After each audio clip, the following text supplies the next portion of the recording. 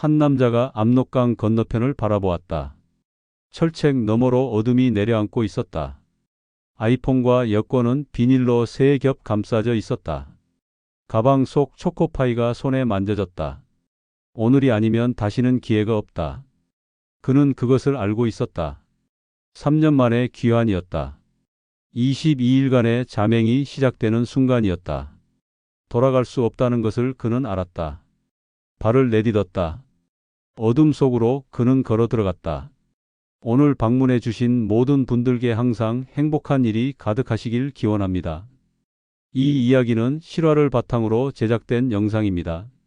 시작하기 전에 구독과 좋아요는 무료이므로 한 번씩 꼭 부탁드립니다. 지금부터 엄마의 탈북을 위해서라면 내 목숨도 기꺼이를 시작하겠습니다. 그는 제 방 끝에서 멈춰 섰다. 초소 간격을 머릿속으로 그렸다. 교대 시점은 정확히 계산되어 있었다. 오후 7시 42분. 교대 공백 시간은 정확히 8분이었다. 지금이다. 그는 가방을 움켜잡았다. 아이폰, 여권, 초코파이 3개, 10,000원짜리 5장이 전부였다. 3년 동안 준비한 시간이었다. 3년 동안 그린 경로였다. 그는 발걸음을 옮겼다. 이제 돌아갈 수 없었다. 한 걸음 또 한 걸음. 어둠이 그를 삼켰다. 뒤돌아볼 수도 없었다. 오직 앞만 보고 걸었다. 숨소리가 거칠어졌다. 심장이 뛰었다. 하지만 발은 멈추지 않았다. 제 방으로 내려갔다. 강이 보였다. 그가 3년 전에 건넜던 압록강이었다.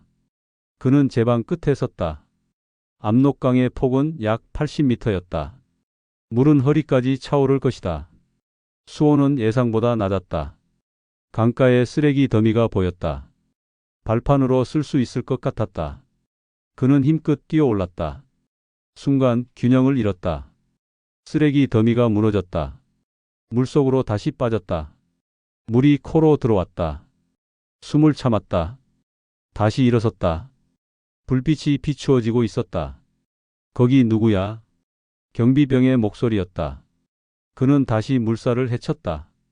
북한 땅이 가까워졌다. 철망까지 20m였다. 15m, 10m. 숨이 턱까지 차올랐다. 하지만 멈출 수 없었다. 다리가 휘청거렸다.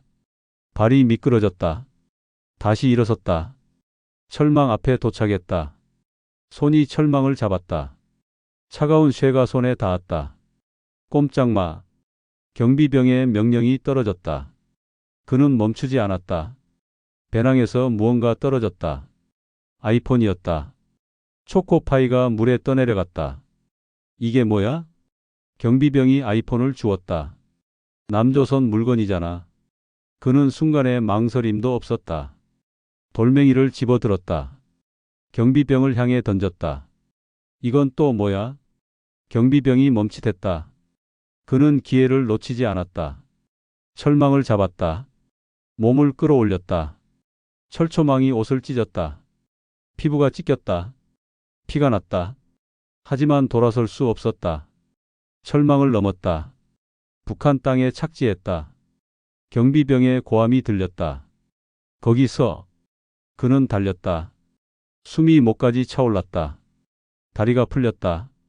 하지만 멈추지 않았다. 어둠 속으로 사라졌다. 경비병의 소리가 멀어졌다. 그는 어머니의 집 문 앞에 서 있었다. 손이 떨렸다.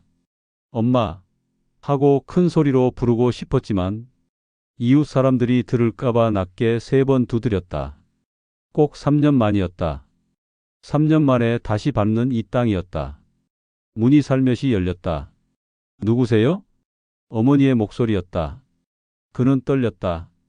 엄마 나야. 순간에 침묵이 흘렀다.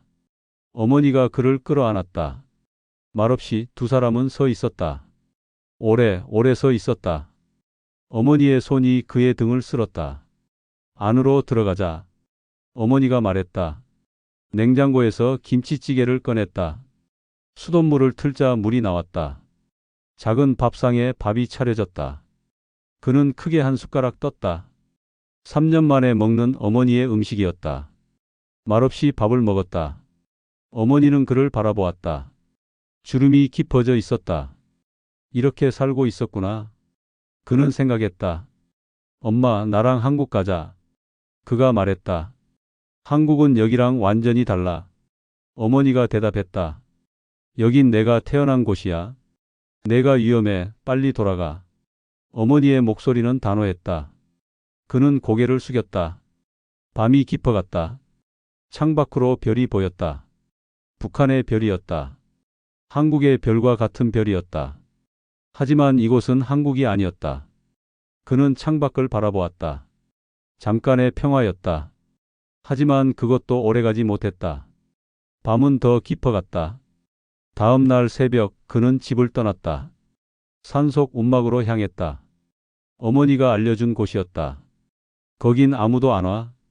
어머니의 말이 기억났다. 움막은 산 중턱에 있었다. 낡은 판자로 지어진 곳이었다. 문을 열자 곰팡이 냄새가 났다. 하지만 숨기엔 충분했다. 그는 배낭을 풀었다. 여권은 무사했다.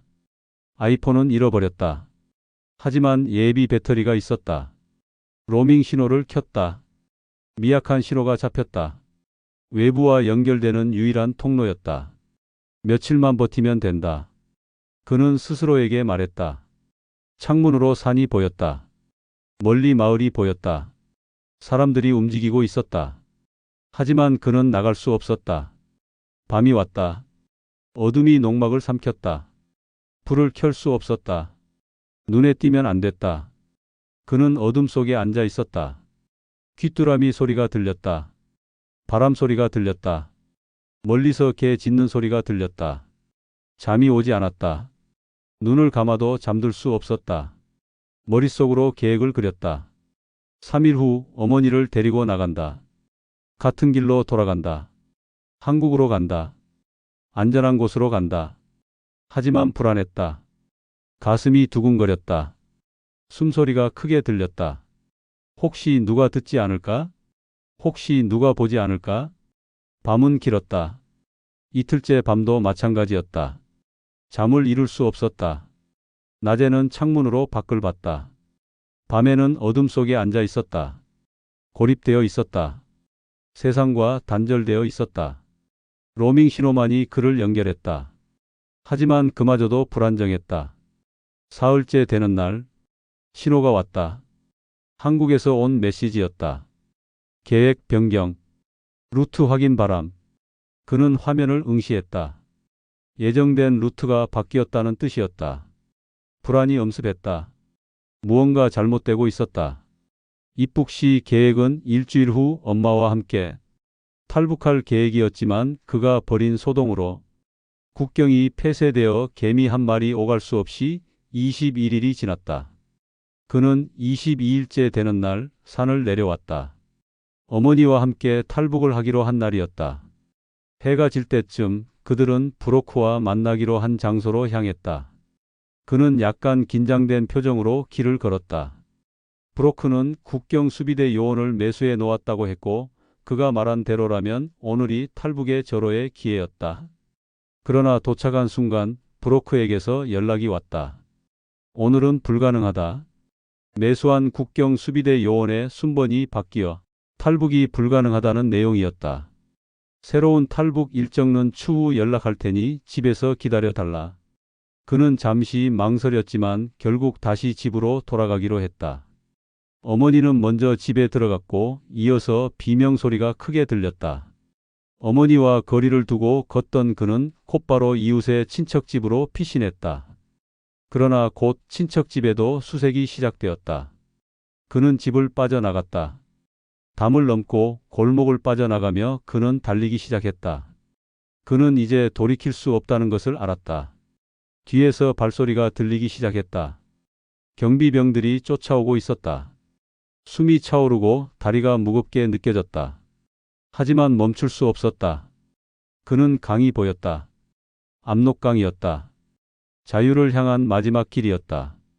그 여자는 모른다. 그가 외쳤다. 내가 혼자 한 거다. 절규 속에서도 그는 더 이상 멈추지 않았다. 강으로 뛰어들었다. 물이 차가웠고 숨을 참으며 물살을 헤쳤다. 중국 쪽으로 가까워지고 있었다. 자유는 그에게 손을 내밀고 있었다. 하지만 어머니는 그의 곁에 없었다. 그는 실패를 인정할 수밖에 없었다. 계획은 틀어졌다. 중국 땅에 도착했다. 온몸이 젖어 있었다. 대단히 추웠다. 이가 떨렸다. 하지만 멈출 수 없었다. 친구에게 연락했다. 도와줘. 짧은 메시지였다. 12시간 후 탑장이 왔다. 어머니 댁으로 와. 친구의 어머니가 문을 열었다. 들어오세요. 따뜻한 방이었다. 마른 옷을 받았다. 뜨거운 차를 마셨다. 어머니가 잡혔어요. 그가 말했다. 알고 있어요. 친구 어머니가 대답했다. 하지만 방법이 있어요. 희망이 보였다. 태국 루트가 있어요. 돈이 필요하지만 가능해요. 그는 고개를 끄덕였다. 하세요. 뭐든 하겠습니다. 사흘간 준비했다. 연락망을 구축했다. 돈을 송금했다. 루트를 확인했다. 어머니는 수용소에 있었다. 하지만 아직 신문 전이었다. 시간이 있었다. 이번엔 돌아간다. 그는 결단을 내렸다. 한국으로 돌아서 가기로 했다. 어머니는 태국으로 보내기로 했다. 어머니의 탈북을 위한 일은 다 마무리 지었다. 자신은 한국에서 기다리기로 했다. 그는 한국 여권을 챙겼다. 그 난리 속에서도 여권은 안전하게 있었다. 인천행 비행기에 올랐다. 창밖으로 구름이 보였다. 한국이 가까워졌다. 무사히 착륙했다. 입국장을 통과했다. 짐을 찾았다. 밖으로 나왔다. 한국이었다. 하지만 평화는 없었다. 입국 3일 후 경찰이 찾아왔다. 동행해 주시겠습니까? 정중한 말투였다. 하지만 거부할 수도 거부하고 싶지도 않았다. 조사실에 앉았다. 질문이 시작되었다. 북한에 다녀왔습니까? 예. 목적이 무엇입니까? 어머니를 만나러요. 불법 입국인 것을 알고 계셨습니까? 예. 대답은 간결했다. 거짓말할 이유가 없었다. 조사는 길게 이어졌다. 하루, 이틀, 일주일. 한 달이 지났다. 두 달이 지났다. 5개월이 지났다. 같은 질문이 반복되었다. 같은 대답을 반복했다. 후회하십니까? 마지막 질문이었다. 그는 잠시 생각했다. 아니요. 다시 그런 기회가 온다 해도 똑같이 할 겁니다. 지루하던 조사가 끝났다. 재판이 시작되었다. 법정에 섰다. 판사가 그를 내려다보았다. 피고인에게 묻습니다. 왜 그런 행동을 했습니까? 그는 대답했다. 어머니였기 때문입니다. 목숨보다 소중했기 때문입니다. 법정이 조용했다. 판사가 고개를 끄덕였다. 징역 6개월, 집행유예 2년을 선고합니다. 예상보다 가벼운 판결이었다. 그는 고개를 숙였다. 법정을 나왔다. 햇빛이 눈부셨다. 이제 완전한 자유였다. 휴대폰이 울렸다. 메시지였다. 엄마 태국 도착. 안전하다. 손이 떨렸다. 눈물이 났다. 주저앉았다. 울었다. 오래 울었다. 지나가는 사람들이 쳐다봤다. 하지만 상관없었다. 어머니는 안전했다. 그것으로 충분했다. 6개월 후 어머니가 한국에 입국했다. 공항에서 기다렸다. 게이트가 열렸다. 사람들이 나왔다. 어머니가 보였다. 걸어오고 있었다. 천천히 걸어왔다. 그는 달려갔다. 어머니를 안았다. 미안해요, 엄마. 아니야. 어머니가 말했다. 고마워. 살아줘서 고마워. 두 사람은 오래 서 있었다. 공항 로비 한가운데였다. 사람들이 지나갔다. 하지만 두 사람은 움직이지 않았다. 이제는 다시 누구도 위험에 빠지게 하지 않겠다. 그는 다짐했다. 어머니가 고개를 끄덕였다. 이제 됐어. 우리 같이 살자. 여기서 안전하게. 그들은 공항을 나섰다. 서울의 하늘이 보였다. 구름이 흘러갔다. 새로운 시작이었다. 22일간의 잠행도 그렇게 바라던 어머니의 탈북도 모두 끝났다.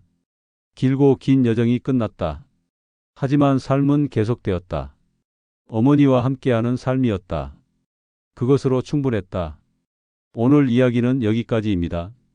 오늘도 마음에 따뜻한 빛이 머무는 하루가 되시길 바랍니다.